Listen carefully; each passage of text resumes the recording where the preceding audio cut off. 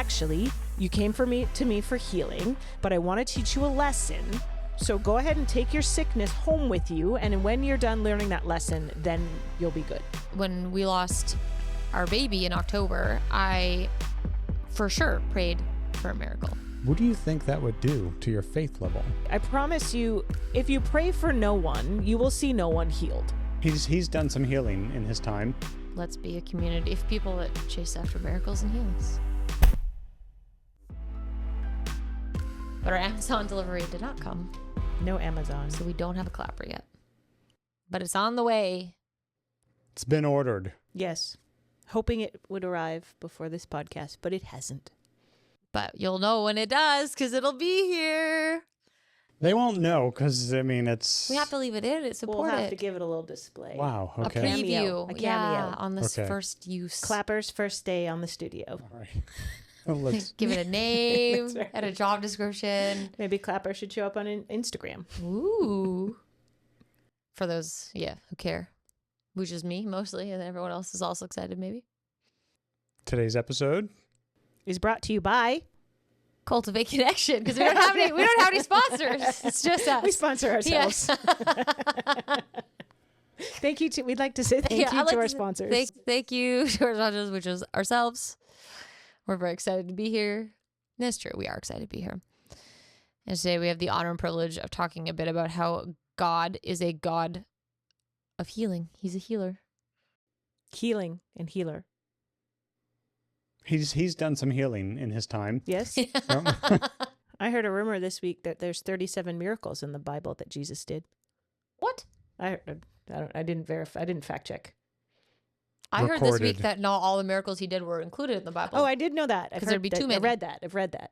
I did. I had it. I was choked. Oh, yeah. John said if we put all the miracles that Jesus did in a book, there wouldn't be enough books.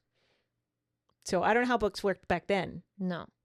Most of the talks I do are on Jesus's miracles because those are good talks to show like who Jesus is. So I'm just mad to find out that there are so many other ones I could be doing right now. More there's- material. There's 37 of them apparently, and those 37 I've done and used them all. And then Right. again, I could use some fresh material. Is that Well, the good news is you can get fresh material. What? Yeah, Okay. because Jesus like tagged us and said, "Hey, get out there and do the stuff I did." That's true. He did say that. So you could get your own miracles to talk about. I could.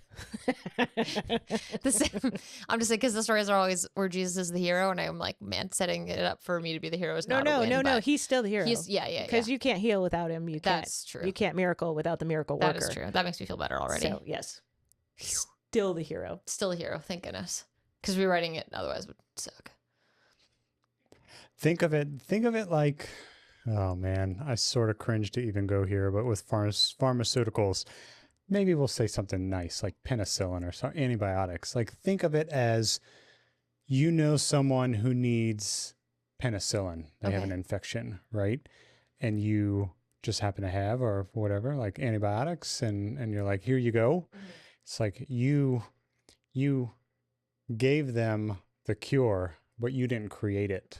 Maybe, yeah, like some other person created, like it was invented and created and packaged, but you're just the conduit through which the other person got to experience it. I wouldn't cringe. That's great. Like, well, just talking about pharmaceuticals. That's why. Yeah. Okay. The analogy is wonderful. It makes sense. Okay. Okay, so what we're talking about, like healing. Healing. Yeah.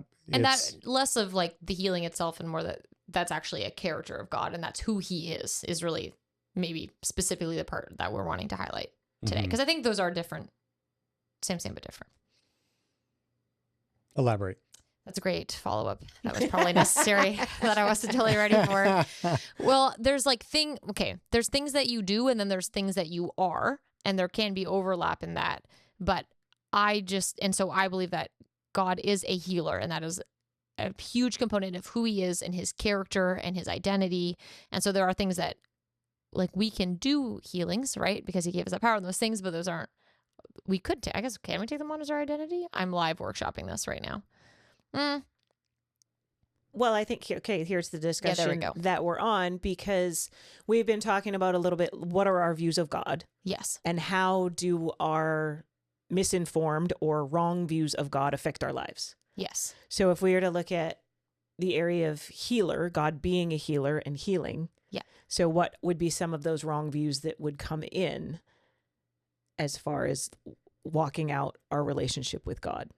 So one could be that, as we read through the Bible, especially the New Testament and the life of Jesus, Yeah.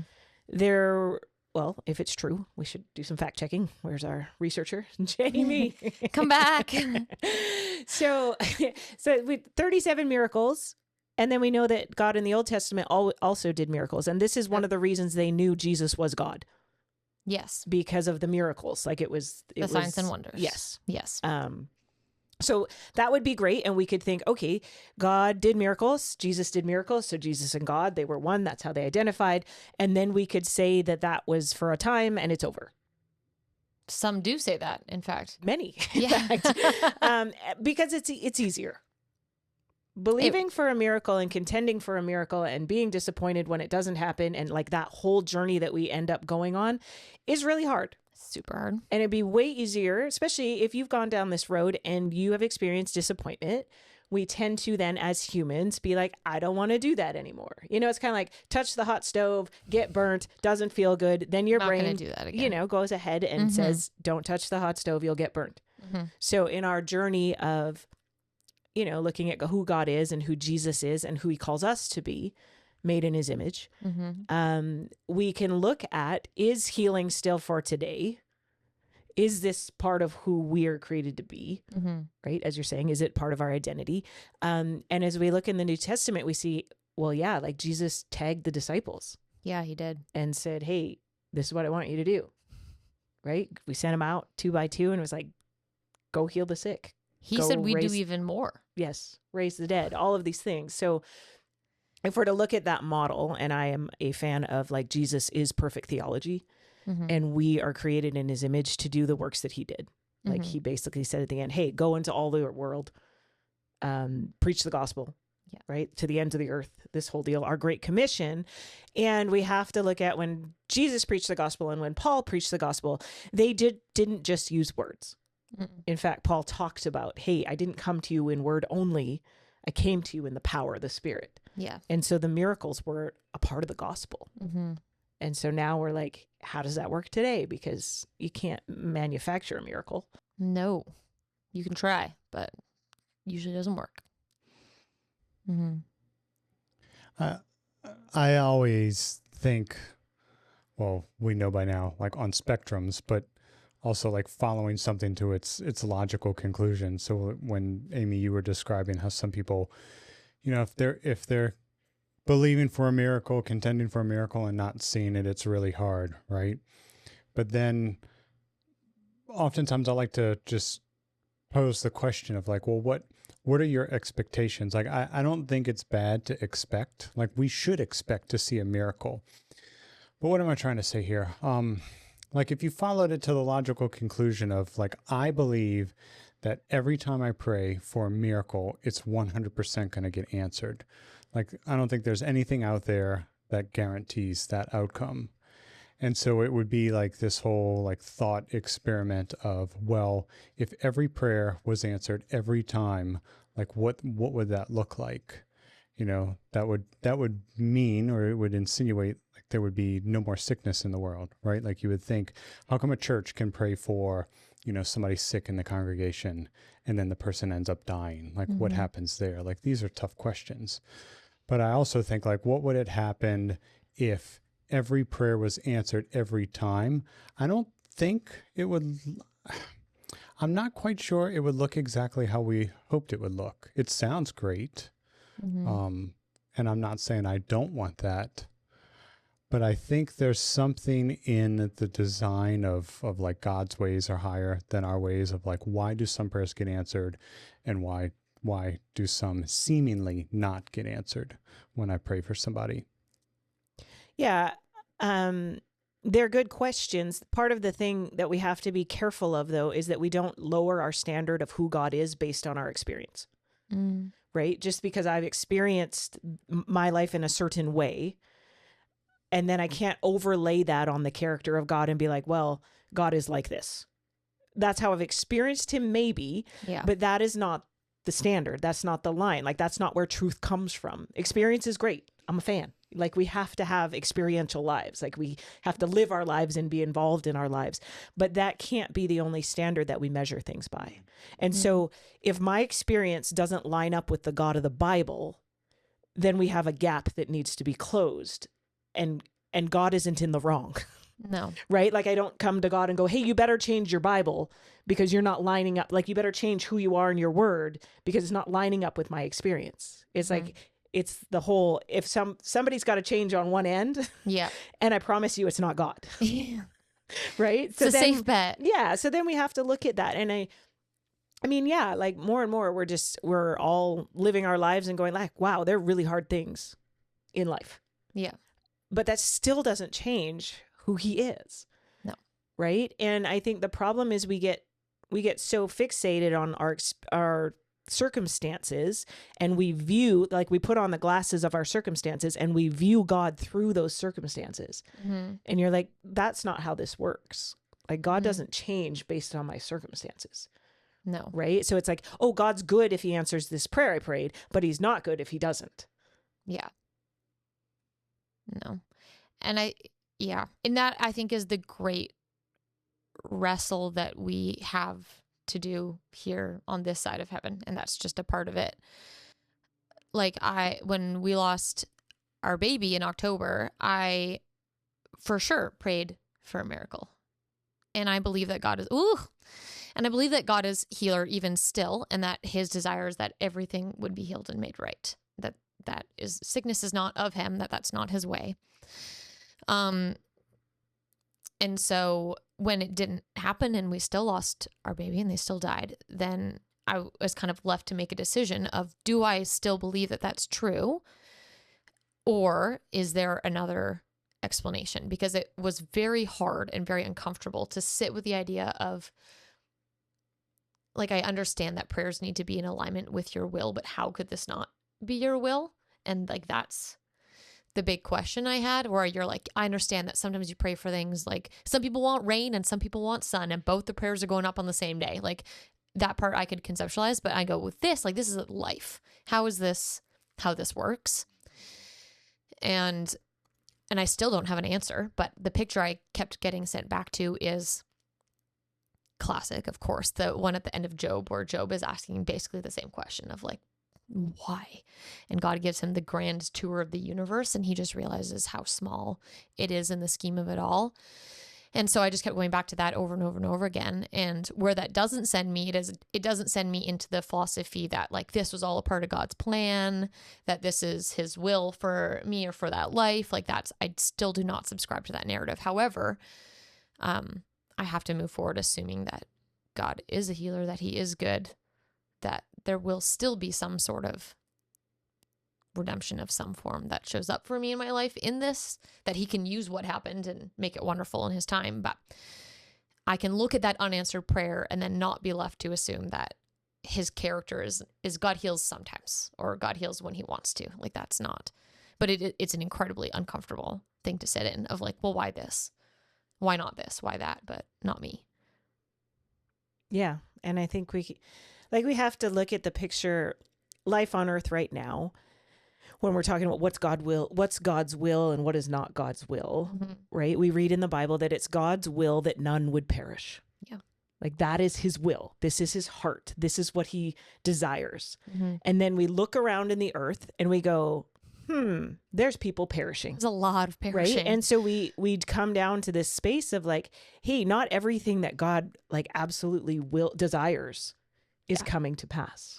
Right? Like, we read through the Old Testament and it's just like, hey, like, guys, I so long to bless you. And here's where blessing will come from. Like, just align yourself with these certain things because they're going to protect you. They're going to help you. They're going to do all those things. Right. Yeah. And they don't do those things. And so then it's like, I feel like we make things harder for ourselves, obviously, like where we're working through mud when it's like, okay, God, well, I'm going to do it my way, but will you bless me anyway? You know what I mean? Like, I know you said do this thing, but I think if I do it this way, it might work out better. And God's like, well, actually, you do it this way. So there's just so much brokenness in our world, right? Yes. And then we also have to consider, like, here we are kind of in a season, it seems like at the beginning of this year, things coming up of a little bit of a sense of maybe we need to start contending more for miracles. You know, maybe we need to be going after these healings. And I think for us as people who follow Jesus, like, it's a skill's not really the right word, but it's something that needs to be developed in your life. Like, I promise you, if you pray for no one, you will see no one healed. True. Like, if I never lay my hands on the sick, I probably won't see anyone healed through my hands and prayer, right? Like, that would make sense. Well, if you never pray, you won't. We could even say it straight up, you won't see it. Right. And so, like, anything to get good at things, like, it seems like, I don't know, like, we put prayer in a different kind of box where it's like we're just born to do it. Yeah. Like, or I should just, you know, pray. Okay. Inherently incredible at it. Yeah. And it's like, I would treat it like any other skill or any other thing in life. If you actually want to be good at it, you have to pursue it. You have to practice it. You have to learn about it. You know, and that whole journey. And it's like, okay, have I pressed into this what does the word say about prayer? You know, or healing. Healing, yeah. Right? If we're looking specifically at healing, it's like, okay, how many times did Jesus heal? What did it look like when he healed? We can look, and it says in the Bible that, you know, all that came to him were healed. He had 100% batting average when it came to healing. So if that's the standard, that means everyone he prayed for got healed. Okay, I'm not there. First of all, have yet to make it. Well, even the disciples and the one where he's like, hey, we couldn't drive out this one demon. And Jesus is like, this one only comes out by prayer and so fasting. That's showing us, hey, there's some room for us as humans to grow. Totally. Into this thing. And Jesus wasn't like, you know, too bad, guys, you can't do it. Oh, you couldn't do it? Well, he's like, no, this is how this works. Prayer and fasting, this is part of the element. And so healing is one of those things. Like, first we have to believe that is who God is. Yeah. And he still heals today. And we have to know that, I mean, I believe that it's always God's will to heal, because Jesus never sent anyone away sick to be like, actually, you came to me for healing, but I want to teach you a lesson. So go ahead and take your sickness home with you. And when you're done learning that lesson, then you'll be good. I get it. It's a great way to justify hard things we go through. I believe God will use everything, and he'll teach us things through everything. He's the greatest opportunist. He will leave nothing like on the table. He'll be like, no, let's use it all. Yeah. Right. And at the same time, he doesn't pick that. Yeah. Yeah. It's like, that's not his character. Like, that's not a good father. You know, like, if you give your kid a sickness, just be like, oh, let me show you. I'm going to teach you a lesson here. But a good father does look at a circumstance and go, okay, there's a lesson in this one. Yeah. Right? Big difference in those posturings. I want to go back on what I was talking about with, like, following something to its logical conclusion. If not for any other reason than to satisfy my own, like, to close my own story loop. There we go. Because when Amy was sharing about, like, it reminded me of the analogy or the saying, you miss 100% of the shots you don't take. Yeah. That whole thing, right? Like, you have to, if you want to see miracles, if you want to see answered prayers, then you need to start praying and you need to start laying hands on the sick. So it was making me think of, I wonder if what I was trying to describe, it's like, you ever hear about lottery winners? Like, so I think the majority of people, when they think about winning the lottery, they're just like, oh, things would be so amazing. Like, I'd buy this, I'd pay this off, I'd, share it with my family and friends. There's all these grand aspirations. Yeah. But statistics show, like, huge windfalls usually ruin people's lives. It's like they lack the capacity to steward that much money. Right? Like, as much as they had, like, noble desires or whatever, it ruins. But at the same time, like how Amy was describing, people who you pray and you don't see it answered and you get up and you do it again, it reminds me of, like, okay, What about millionaires and billionaires who earned it? They didn't win the lottery. They didn't they're not a trust fund baby. It's like they earned that through a lot of trial and error. And we've heard, the stereotypical story of like entrepreneurs or whatever, like the business failed. There was a lot of tough slogging. A lot of things went sideways and didn't work out the way they thought. But through that process, it makes me think of, I've heard stories with, eggs or chickens and birds and eggs, like they need to bust out of the egg themselves. Like if you were to somehow assist it, like it's detrimental to the chicklet or whatever. That's like an important part of the process, the growth process. So it makes me think, I wonder if it's the same with prayer. I once heard, I think it was Bill Johnson gave a sermon and he was talking about healing, and he said, I don't think he drew the parallel between winning the lottery, but he was along the same vein of people who view it of like, oh, if only all my prayers were answered, like I could lay a hand on this person and blind eyes open, it just worked. He's like, are you really ready for that?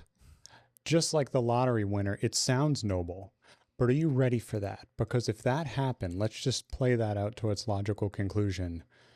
Within a week, all your coworkers and close friends are going to know, like, something's going on in your healing. Within a month, you're going to have probably the city, the local town, like you're going to have so much awareness. Within a few months, you're going to be on national news, if not world news. Then within a year, you're going to have people from all over the world flocking to see you, lining up at your door, camera trucks out front, like speaking again. You're going to have so much attention and so much, so many people clamoring for you to heal. Are you ready for that responsibility? Do you think you could handle that?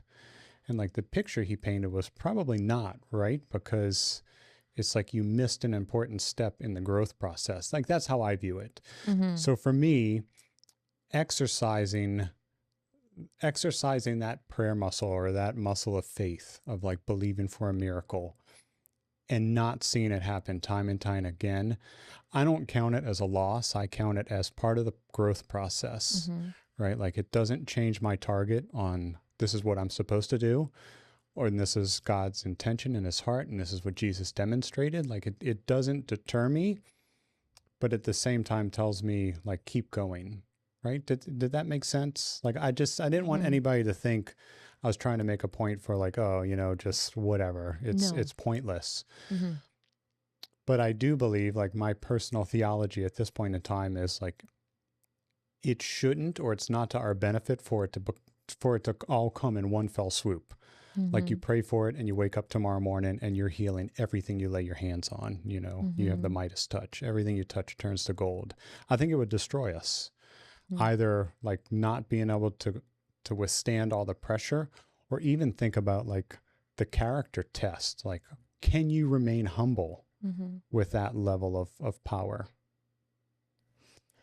I think we also see a lot of disappointments because maybe we're not praying for people to be healed until it's like a major thing. Yeah. Right. And you're like, well, I'm not really prepared. It's life or death. Yeah, right. We're at death's doorstep. Yeah. And it's like, well, I've never really prayed for anybody. Let's start here. Okay, cool. I'm glad you're starting, but what a starting point. Yeah, I'm not saying it has to, you could do it anyway, but maybe let's go after some broken arms and some headaches and some back pain. Like it's becoming a lifestyle, not just a one-off where it's like, well, I prayed for that stage 4 cancer and it wasn't healed. And I'm like, cool, let's keep going. Yeah, what about the ear infection around the corner? Like there's some stuff for you. We can embrace this. Yeah. And if we believe it's real and I've seen healing happen, it's like, isn't it worth going after then? Totally. And also what stands out to me in that, I love that picture from Bill Johnson. I think I've heard you say it before, and I think it's a solid and true picture. But where my mind goes when I hear that is, I think the mistake in that is that it's one individual. Like if there's one Christian that can do that, then for sure that's overwhelming. But I think the calling is that all of us would have that capacity, the body of Christ, that we would all go after this thing together. And I think about even how I took some anthropology classes in my degree because I thought it was fun and interesting. And one of the things that they talked about at one point was mothers and babies and how they ended up setting the the rate at which their tribe or colony or whatever it was traveled at, because they had like the largest energy expenditure and all these things. And so they had all these like policies almost on how they traveled based off of these things. And I think we see it time and time again that you can only move as quick as your slowest participant, or whatever the actual saying is. And so you go, yeah, probably we're being a little held up by, they're like, there's a standard that's been set, which is be like Jesus. And I don't know anyone that's made it yet. And we're all just dwindling down here. And so I think that I think we're meant to have every single Christian have 100% batting average on healing, that is the character of who God is. And that's what we're called to do. But but we also can't have one person doing it and no one else. It doesn't work. Yeah. And to not come with a defeatist attitude, because it's like, I mean, we could all probably say, maybe in my lifetime on earth, that's never going to, like, not everyone I pray for is going to get healed. Right. So then it's like, well, then why try it all? Right. You're like, well, yeah. But what if 50% got healed? What if 10% got healed? What if one got healed? Like, is that one not worth the effort? Yeah. You know, to see the power of God move and touch their heart and touch their lives, you know, especially when we're looking into, when you look at a lot of the people that Jesus healed, he wasn't just healing their physical ailment. Mm-hmm. There was a heart shift that came. Yeah. Right. There was this encounter with the love of God. Right. The miracle itself was to say, hey, this is who God is. This is what he's like. He's so good. And if you've ever met anyone who's, well, and in your own life, the joy of answered prayer, mm-hmm. there is nothing like that. Mm-hmm. Where you're like, wow, God showed up. This mm-hmm. is who God is, right? Mm-hmm. Like I'll hear testimonies of people getting healed, and my immediate reaction to that is, that's my Jesus. Mm. Like, this is my God. This is who he is. Like, he's mm-hmm. just that good, mm-hmm. right? And so it's that where you're like, you know, if an unbeliever or someone who's struggling in their faith experiences that. Now, it could launch them into an intimate relationship with the Lord, or like we see in the Bible or in life, it could also just be like, that was cool. Thanks. And then it fades. But that's not our job. You know what I mean? Like, our job is to love people, is to pray for them, is mm-hmm. to bring the gospel in full power. Mm-hmm. And then we also pray that the seed would fall on good soil. Yeah. That hearts would be transformed. Yeah. What's the story? I forget how many lepers, but only the one turned around and came back and thanked 10, Jesus. Yeah. And he's like, what happened to the other guys? Yeah. Mm-hmm. Wild. And Jesus was more in the business of healing hearts than he was of healing our physical bodies, for sure. Like, my favorite example of that, I love the story of the paralyzed man, just because I think it's probably actually really funny. Like, it would have been really funny to witness. First of all, you're like digging a hole in a roof. That's being in the room, being the homeowner, you'd be mad. It's funny. And then they lower him down. I have so many questions. How did they get on the roof? How did they lower him? What did they use? There's like a lot. I like that they don't give us all the details. It allows me to embellish in ways that are fun and awesome. And then they put in all that effort. And I'm assuming the friends are listening from above. And Jesus is like, your sins are forgiven. And they're probably like, it's actually his legs. I don't know if you noticed, but he's not standing, and that's for a reason. And then as like a secondary thought, he goes, okay, yeah, also get up your mat and walk. And you're just like, man, like, I just think Jesus sees us so fully, and he sees what we actually need. And he wants to heal the big stuff. Like, oh, okay, your legs, sure, I can do that too. But he was after something so much bigger in that. And maybe that is when we're like, how are my prayers not aligned with his will? Like, it's the legs. And you're like, well, maybe it's way bigger than that, and we get a picture of it, and he's willing to do that too. But I think he desires wholeness in a very real way that maybe we don't, not maybe, that we definitely don't see. I think often too, what I've seen as far as one of the biggest things that comes against healing is disappointment. In believing who God is, right? It's really easy when we're wounded or hurt. If we don't bring that wounding to the Lord and allow him to heal it, it kind of festers in there and then gets infected. And then it begins to affect the way that we do life.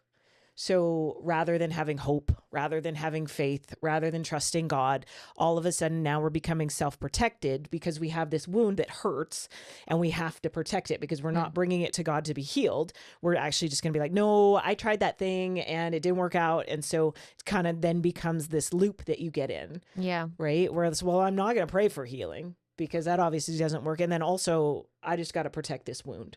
Right. And then unfortunately, out of that, like if you think of a wound, it starts to get infected and fester, and really bad things start happening. And I think that is then where bitterness can start coming in. And man, bitterness is so hard. Like it's so toxic. Like I think disappointment that leads to bitterness will affect our view of God and the world like more than we could ever imagine. It skews us down this path where we don't know that we have these bitterness glasses on, but like everything that comes in, you like, say you take that drink of something, somebody's talking to you and you're like, it's just all bitter. Like it starts to infect everything. Yeah. Right. Like I'm sure we've run into people where it's just like, wow, like something, what happened to you? Because you are bringing like bitter to everything. Right. But it's real because it's now, I mean, is intoxicated the right word when you have a toxin? And yeah, maybe. Yeah. That's what's happening. Yeah. And so that is when I would actually really encourage people, those two parts. If there's anywhere you're feeling like bitterness, resentment, or disappointment, those are areas that are so vital to come to the Lord and deal with, because it will just stop you in your tracks. Like I think it's one of the enemy's greatest tactics. And I think it's one of those things where you what you look for, you'll find. So if you are expecting bitterness and disappointment, all these things, then you will be successful. You'll get those things. And for sure, like the stove analogy, once you've seen it fail once, it almost feels dumb to get up and do it again. Like you're like, I already tried this and it didn't work. But you have a choice. Like you can choose bitterness or disappointment or your own way. And as we know, we're not great at healing on our own. We already talked about that. Or you could just choose, hey, I'm just going to believe that this is true about you. And I'm going to get up time and time again. And I'm going to look for healing. And I'm going to expect it. And I'm going to deal with my disappointment every time it comes in. Yeah. And I'm going to stand up and I'm going to do it again. Because you'll get what you search for. So. I personally like the wrestle and all that stuff. Yeah. I believe for myself, if everything came so easy or there was no wrestle, I worry that it wouldn't be good for me. So for instance, in the wrestle, so if there wasn't a wrestle and things just came immediate, it reminds me of two things. So I think about, I don't know if it's an exact like one for one, but in the Bible, I think it was Jesus saying like with parables, like you'll be forever hearing but never understanding. Like something like that, or like maybe it was when the disciples asked, like, why do you often teach in parables? Yeah. So there's something about like I've heard people say, like if it was just like, hey, I'm gonna give it to you straight and make it plain as day, kindergarten level, like here it is simple, like it wouldn't be received the same as if it's wrapped up in a parable. But the interesting part is that I believe that some people, it turns them off and they're just like, that's stupid, right? Like they probably heard Jesus teaching and they're just like, nope, dumb. And then they leave, right? But then there's some that's like this invitation to draw in, like, what does that mean? What is that? And it causes this like wrestle and this stirring. So I think for me, I enjoy that process. So I think if everything came like so easy and so simple, the other thing it makes me think of is, to me, it identifies just how wretched and broken, like I am, like we all are sinners, right? Without God, we're just so like vile and wretched in our sin that we could have everything. We could be healthy, rich, have everything we desire. And I think that leads to potentially like losing sight of dependence on God. You know, like I think it's the parables about the rich, right? It's harder, it's easier to thread a camel through the eye of a needle than it is for a rich person to enter the kingdom of God, right? So if that makes sense of, it's funny to me how when we have everything and life is so tickety-boo and we're not experiencing anything that needs prayer for healing, we're not experiencing anything that needs a miracle, it's like we have it all. That sinful state, I think we're more apt to lose sight of God. We're just like, nope, it's like, I got this. And But on the flip side, it's funny when you have the stage 4 cancer, or you got zero in your bank account or whatever, then it's like, oh man, I really need God. So there's somewhere in between for me is the wrestle of like, I like to be in that spot. Like, I don't know if I ever want to become where everything is tickety boo. Like I never need God for anything, like, cause that's not true. But I also don't want to be on the other end of the spectrum to where, I'm, I'm experiencing like I need a miracle ASAP. Like it doesn't sound pleasant. But if that makes sense, as far as, I think the wrestle is important with wanting to see a miracle or needing a miracle. I don't know. Like I feel like a broken record of the previous thing I talked about. Shake your head if I am. That it's embrace the wrestle, embrace the invitation to go after it, right? Like don't let the fact that it's not coming easy or it's not coming immediate or you're not seeing it right away discourage you. Like, because just like a parable, there's an invitation waiting for you to press in. And I believe it's for your benefit. This reminds me, I think it was the first episode of the second season where we talked about, I think it was David, and the sacrifice where he wouldn't give a sacrifice that cost him nothing. Like I think that's a huge part of it. And I don't think that's different when it comes to healing than an offering that David was giving in the Old Testament. Like, it has to cost us something. So if it feels hard or challenging or difficult, yes, good. That's a part of it. Yes. Well, I mean, how many things are like that come easy are satisfying for people? Or worth it.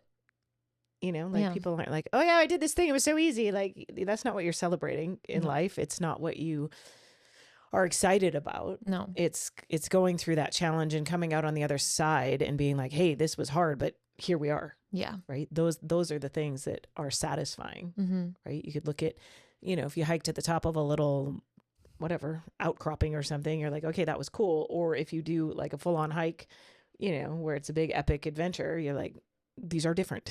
I'm a little more proud of myself on the latter here. Yeah. So good. I'm going to steer this into, like, for me, positivity land of, Okay. because I think my last two streams of consciousness are more maybe to something not as bubbly or happy. But I think it was you that said something about, what are you focusing on? Like, what are you looking at, like, to cultivate faith? You said something along those lines. Sounds smart, so I'll take it. And it made me think of, like, what are you feeding on to stir up that level of faith? And so it makes me think of a season that Amy and I were in. And remember when we lived in Surrey, we got those DVDs. I think it was like the Finger of God, and there's some other ones, but documentaries about healings and all these cool things going on, like street healings in Africa. And then there was a time, a couple times we went down to Bethel Church and they had announced like there was an app, either they created or they partnered with somebody. It was like a miracle app. And so every time like somebody experienced a miracle or received a miracle, like they do it. And they had this like worldwide, this worldwide map. Like you could look at a map of the world or wherever location and they would show like little dots would show up. So it was almost like a heat map of like where are miracles taking place. And things like that make me think, like, what would it look like if we constantly fed on stories and testimonies and watching documentaries or just reading books about back in the day, not just like the miracles of Jesus, but there's been like numerous miracles throughout history of great revival movements and like Azusa Street revival and Moravian Falls and all these things, right? Like where miracles were taking place. I think there's an endless supply of things you could feast on about God's, miracles taking place and healings taking place. So what would it look like if you like started doing that? Like listening to podcast, David Hogan. Oh man, that guy's got some crazy stories of just healings. Raising the dead. And yeah, like raising the dead, cleansing lepers. And so I think that story, when I listened to, he went and found himself a leper. Oh yeah, because He went and found one? Yeah, because he's like, I read this stuff in the Bible and I've never seen a leopard cleanse, so I'm gonna go find one. Well, he was, if I remember right, like he had In his search he had of his leper. he had his running tally. You know, he's like, heal the sick, raise the dead, like, and so he's like, I've done it. I He's haven't. running out of things to do. He's like, I He had to go haven't find 'em. haven't cleansed a leper yet, so I need to find a leper. So good. And he went and found himself a leper. Oh, That's yeah. an amazing Go story. look up that story. It's probably Yeah. worth it. Yeah. But anyway, it's like that saying, you're the sum total of the 5 people you most closely associate with. Mhm. Like, figuratively, if you've been hanging out with 5 people who don't really believe in miracles, they're not practicing, they're not contending for miracles. I mean, I know this is on healing, but like, let's say healing, you know, they're not going after healings. They're not praying for anybody for healing, whatever. What if you shifted that? Like, what would it look like if you were surrounded by 5 people?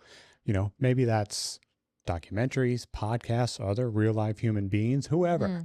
If you surrounded yourself with people who were going after that stuff and they were experiencing that stuff, what do you think that would do to your faith level?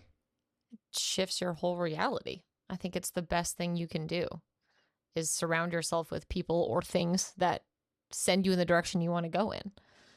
We talk about it all the time. Find your community, find your people, do it together. Like this is hard to do on your own. Even with like podcasts or videos or inspiring, they feel far away and separated versus if you can pull it a little bit closer to your own reality by either finding somebody that's willing to do it with you or someone that already has seen it and you're like, just show me what you know. Like, it's so helpful. It's crazy. It changes everything. You know, crazy thought, fresh thought.